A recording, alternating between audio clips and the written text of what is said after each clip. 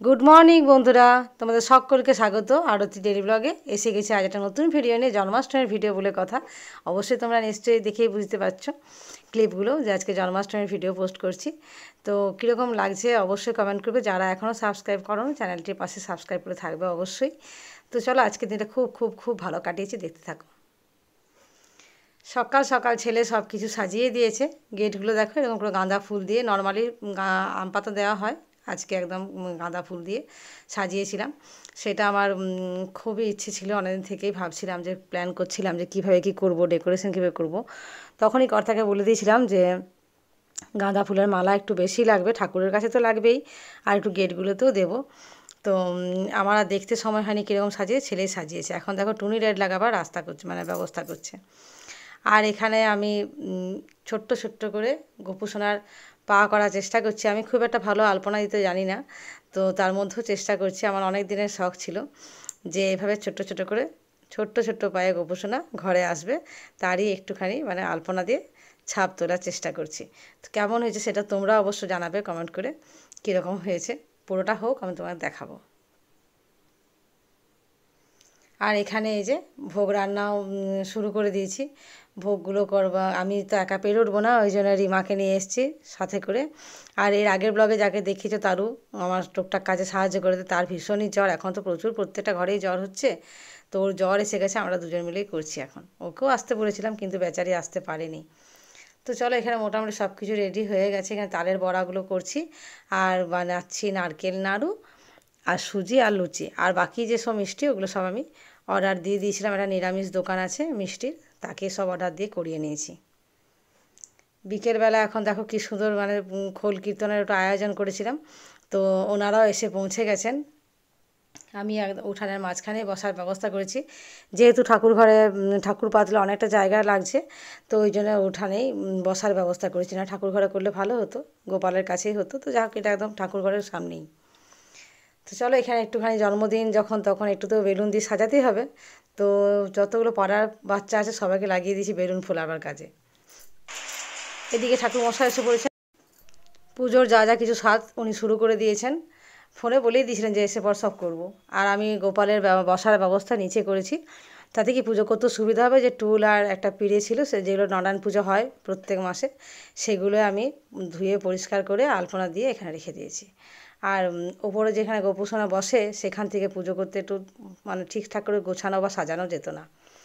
তো যাই হোক চলো, আর যারা এই ঘরটার ভেতরে সব কিছু দিয়ে রেডি হয়ে গেছে, টুনি লাইট হয়ে গেছে, বেলুন হয়ে গেছে, কারণ ওদেরকে বললাম ঠাকুরমশাই আসারাই করে না। এখানে দিতে হচ্ছে হলুদ যে কাপড়টা দেওয়া আছে, ওটা হচ্ছে ঠাকুরমশাই বসুধা পেতেছেন, এই যে গোপালের পাশেই যেটা আছে। তো যাই হোক, পুজোটা একদম 16 প্রচারে হচ্ছে। তো ঠাকুরমশাই নিজে মনে জেনেই করে দিয়েছেন, ওটা আমি বলিনি অবশ্য 16 প্রচারে করতে। পুজোর পরে উনি বললেন যে আমি 16 প্রচারে পুজো করেছি। তো আমি শুনে ভীষণ খুশি হয়েছিলাম। যাক, গোপুসোনা যখন ইচ্ছে তখন কিছুই মানে বাকি থাকে না। এটা হচ্ছে আসল কথা। কেননা আমি এত কিছু ভাবিও নি, ভেবেছিলাম যে একটু খোল কীর্তন করাবো বাড়িতে, আর ঠাকুরমশাই এসে একটু পুজো করে দেবে। যে এত সুন্দর যে পুজোটা হবে আমার নিজেরই ধারণার বাইরে ছিল। তো আমাকে একটু দৌড়াদৌড়ি বেশি করতে হয়েছে, কারণ একসাথেই খোল কীর্তনও ঢুকে গেছে। খোল কীর্তনে যারা করছেন ওরাও এসে পৌঁছেছেন, ঠাকুরমশাই এসে পৌঁছেছেন, আর যারা রাত্রে রান্না করছেন দুই রাঁধুনি তারাও এসে পৌঁছে গেছেন একসাথে। একসাথে 3টে টিম ঢোকায় আমি একটু মানে নাজেহাল হয়েছিলাম। তো যাই হোক, সবাই মিলে আমাকে হেল্প করেছে প্রচুর। রিমা তো সকাল থেকে ছিল, দোকান থেকে কর্তা দুটো ছেলেকে পাঠিয়ে দিয়েছিল। তো সেই সব করে সবাই মিলে হাতে হাতে হয়ে গেছে। আমার ছেলে ছিল, মেয়ে ছিল, যাক খুব সুবিধা হয়েছে ওরা থাকায়। আর এদিকে আমি বসে পড়েছি গোপুসোনাকে ড্রেসটা পরাবার জন্য। যখন 3টে পার্টের ড্রেস আমি বের করলাম, নতুন একটা পরাবো। সকালবেলাতে আমি ঘরে যেটা স্নান করে অভিষেক করিয়েছিলাম তখন নতুন পোশাকই পরেছিলাম, আর এখন আবার সেটা চেঞ্জ করে ঠাকুরমশাই আবার নিজে বললেন আমি অভিষেক করাবো। তো আমি তো বললাম ঠিকই আছে, আপনি একবার করান। তো ঠাকুরমশাই অভিষেক করিয়ে নিলেন, আর তারপর আমাকে দিলেন যে তুমি পোশাকটা পরাও। পোশাক গয়না আমি এগুলো সব গোপুকে এখন পরিয়ে দিয়ে ঠাকুরমশাইয়ের হাতে দিয়ে দিলাম। তো চলো, এখানে এই যে আরেকবার তোমাদের ভেতর থেকে দেখিয়ে দিচ্ছি, গোপুসোনার ছোট্ট ছোট্ট পা চলে এসেছে একদম ভেতর পর্যন্ত। আর এখানে এই যে গোপুসোনাকে সব কিছু রেডি করে দিয়েছি, কিন্তু মুকুটটা অনেকটাই বড় আমার গোপুর থেকে, কিন্তু বেশ লাগছে। আর একটু মুখটা ঢাকা হয়ে গেছে, আমি তো উল্টো দিকে মানে উল্টো দিকে আছে, আমার দিকে পেছন করে রেখেছি, ওই জন্য বুঝতে পারিনি। ছেলে বললো মা ঠিক করে ধরো, চোখটা ঢাকা হয়ে গেছে। তো এখান থেকে মুকুটটা পরিয়ে বসাতে গেলে মুকুটটা পড়ে যাবে, ওই জন্য ঠাকুরমশাই হাতে দিয়ে দিলাম। তারপর ও সিংহাসনে বসার পরে আস্তে করে মুকুটটা পরিয়ে দেবো। তো মুকুটটা প্রথমে একটু পরাতে অসুবিধা হচ্ছিলো, তো যাই হোক পরে পরে সব ঠিক হয়ে গেছে, মুকুটটা ভালোই সেট হয়ে গেছে।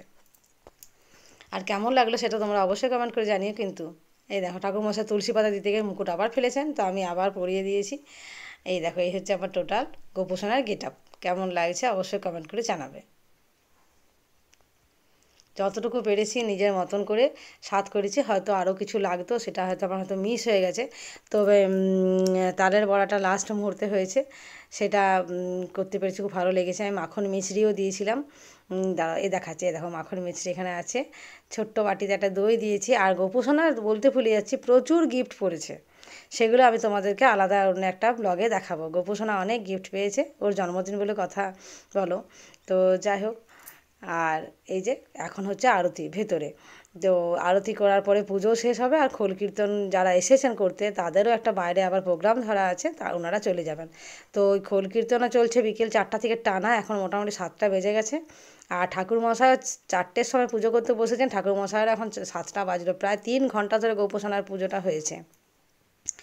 সব কিছু মিলিয়ে একদম মানে খুব সুন্দরভাবে হয়েছে। তোমাদের কেমন লাগলো অবশ্যই জানিও। আমি তো ছোটো ছোটো ক্লিপ করে তুলে ধরেছি, পুরো বিষয়টা তো তোমাদের 3 ঘন্টা ধরে দেখানো সম্ভব হয়নি। তো যাই হোক, এখানে খোল কীর্তন চলছে, আর আমরা এখানে শঙ্খ বাজাচ্ছি, শঙ্খধ্বনিও চলছে। একটা বাড়ির পরিবেশটা একদম সম্পূর্ণ রকম অন্যরকম হয়ে গেছে। তো আমি যতটা আশা করেছিলাম, যতটা মনে মনে ভেবেছিলাম এই করবো সেই করবো, তার থেকে অনেকটাই মানে আশার থেকে আরও বেশি পেয়েছি আজকের দিনে। তো আমার মন তো অবশ্যই ভালো আছে। কর্তা আসতে পারেনি, কর্তা পরে আসবে। তো চলো খাওয়া দাওয়া এখানে শুরু হয়ে গেছে।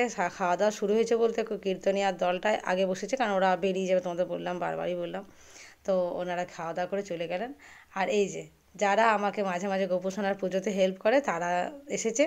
তো পুচকু পাচকা পাড়ার কয়েকটা নেমন্তন্ন করেছিলাম। তো যেহেতু গপু আমার ছোট্ট বাচ্চা, ছোট্ট সোনা, ওই জন্য পাড়ার কয়েকটা ছোট্ট ছোট্ট পুচকুদের আমি নেমন্তন্ন করেছিলাম।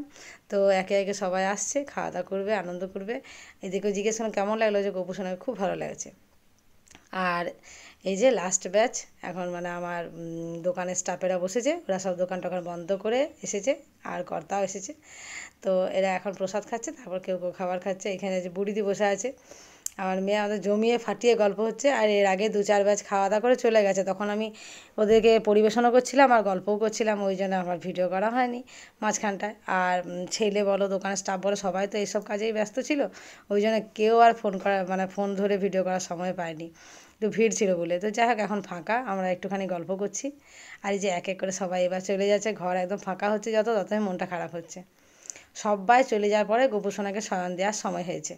আর এই যে বুড়িদি এনেছিল মালপোয়া, তো তখন তো পুজো হয়ে গেছে, বুড়িদি লেটেরও এসেছে, তা ওই জন্য মালপোয়াটা এখন আমি ওকে রাত্রেবেলায় খাইয়ে এখন দেবো শয়ন। ঠাকুরমশাই বলছিলেন যে পুজো হয়ে গেছে, আমি গিয়ে শয়ন দিয়ে দিচ্ছি। আমি বারণ করলাম, দেখো সবাই তো আসবে, দর্শন করবে, গোপুসোনার জন্মদিন, সেই যদি শয়ন দিয়ে তাকে ঢাকা দিয়ে ঘুম পাড়িয়ে দিয়ে মশারির ভেতরে, তখন প্রত্যেকেরই মনটা খারাপ হবে যে এলাম আর দেখতে পেলাম না, বাসে লেট হয়ে গেল। সেই জন্য আমি গোপুসোনাকে একটু কষ্ট করে বসিয়ে রেখেছি, যে বেটু আজকে তুমি একটু কষ্ট করো, তোমাকে একটু আজকে রাত করতেই হবে। এখন বাজে রাত প্রায় 12টা বাজতে যাচ্ছে। তো আমি ভাবছি গোপুসোনাকে এখন শয়ন দেবো, একটুখানি দোলনায় দোলাবো আর শোয়াবো। এই যে ড্রেসটা পরেছি এটাও নতুন, আজকে সারা দিন আমার গোপুসোনার ভারী মজা, নতুন নতুন জামা, যখনই পড়ছে নতুন পোশাক, যা কিছু ব্যবহার করছে নতুন, আসন নতুন, রুমাল নতুন, সব কিছু আমার গোপুসোনার হচ্ছে মজ্জায় মজ্জা।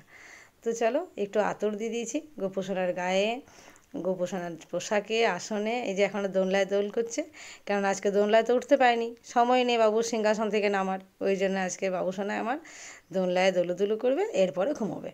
তো খাবার খাইয়ে আমি 5 মিনিটের জন্য ওকে একটুখানি দলিয়ে নিলাম। আর এই যে বাঁশিটা মশারির ভিতর দিয়ে দিয়েছি, এবার আমি ওকে ঘুম পাড়াবো। আমার তো ছাড়তে ইচ্ছে করছে না, গোপুসোনাকে ছাড়তে ইচ্ছে করছে না। যাই হোক, আজকে আমাদের রাখি, ভালো থেকো সকলে।